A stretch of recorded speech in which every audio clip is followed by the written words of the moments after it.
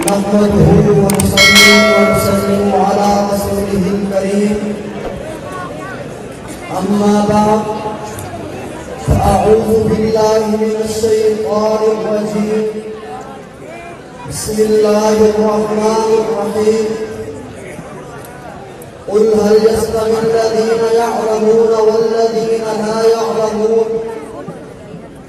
وقال النبي صلى الله عليه وسلم يا أهل القرآن لا تتوسدوا القرآن واتلوه حق تلاوته من آناء الليل والنهار صدق الله العظيم. کوہسار یہاں دب جاتے ہیں طوفان یہاں رک جاتے ہیں کوہسار یہاں دب جاتے ہیں طوفان یہاں رک جاتے ہیں اس کا کہ فقیری کے آگے شاہوں کے محل جھک جاتے ہیں یہ علم و ہنر کا گہوارہ تاریخ کا وہ شہپارہ ہے ہر پھول یہاں ایک شعلہ ہے ہر سر کو یہاں مینارہ ہے.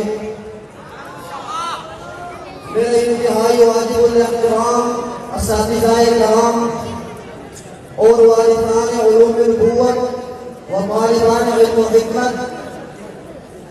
آج کے اس قابل دید پروقار نظم میں جس عنوان پر لب کشی کرنے کی سعادت حاصل کر رہا ہوں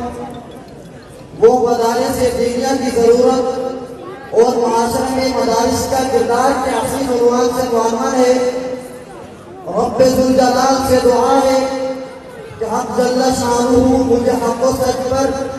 مبنی گفتگو کرنے کے ساتھ ساتھ بلند آوائی کی بھی توفیق عطا فرمائے. سامعین محترم، اللہ رب العزت نے اپنے پیغمبر کو مبعوث فرمایا اور اس کے ساتھ 4 ذمہ داریاں بیان فرمائی. نمبر 1 یتلو علیہم آیات، کتاب اللہ کی تلاوت کرنا. نمبر 2 وَيُزَكِّيهِمْ، ان کو صفات حمیدہ سے آراستہ کرنا. نمبر 3 وَيُعَلِّمُهُمُ الْكِتَابَ، لوگوں کو کتاب اللہ کی تعلیم دینا. نمبر 4 وَالْحِکْمَةِ، نبوت کی باتیں کرنا.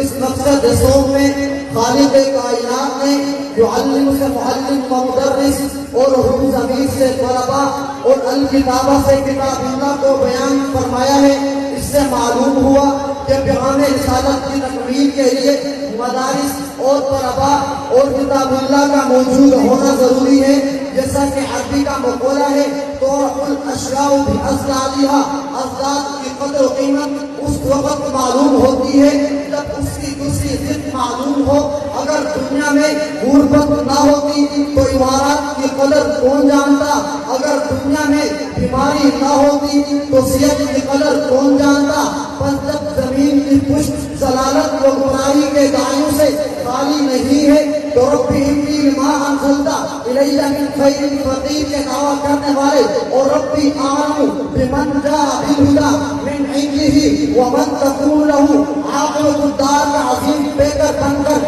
ببانگ دل توحید کی صدائے حق بلند کرنے والوں کی دینی درسگاہوں کا موجود ہونا بھی ضروری ہے. اور اگر انا ربکم الاعلی کے دعویٰ کرنے والے جابر متکبر عمران کے متبعین کی باتیں پیروں تک پھیلی ہوئی ہیں تو رب انی لما انزلت الی من خیر فقیر کے دعویٰ کرنے والے اور ربی آمنوا بمن جاء بالہدی من عنده ومن تکون له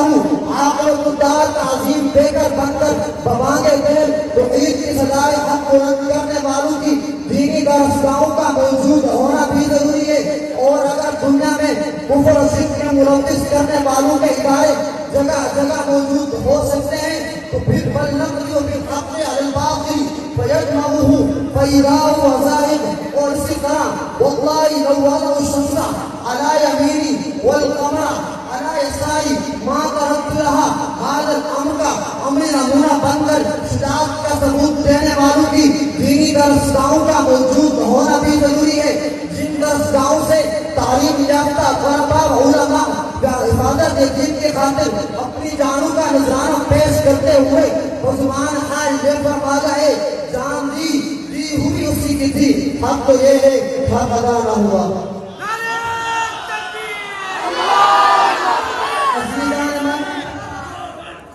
اس موضوع کا نظر پہلو معاشرے میں مدارس کا کردار ہے۔ معاشرے کو اسلامی اہداف و مقاصد سے مالا مال کرنے کے لیے عملی پیش رفت کے سلسلے میں دینی مدارس وہ واحد اسلامی ادارے ہیں جو شب و روز متحرک ہیں، اسلامی معاشرے کی جن ضرورتوں کو مدارس پورا کر رہے ہیں وہ کثیر تعداد میں موجود ہیں۔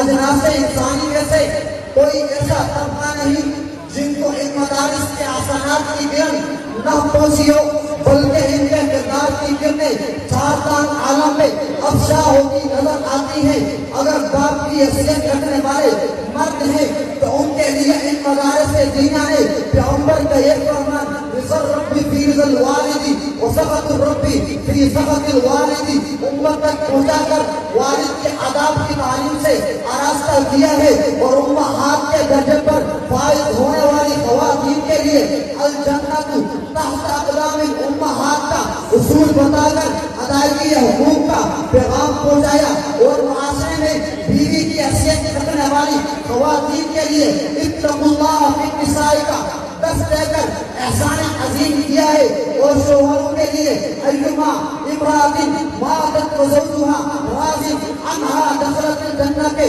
کلمات طیبات سے مدارس کا کردار آیا نظر آتا ہے۔ اور اگر کم عمر بچے ہیں تو ان کے لیے من لم یرحم صغیرنا، اور بڑوں کے لیے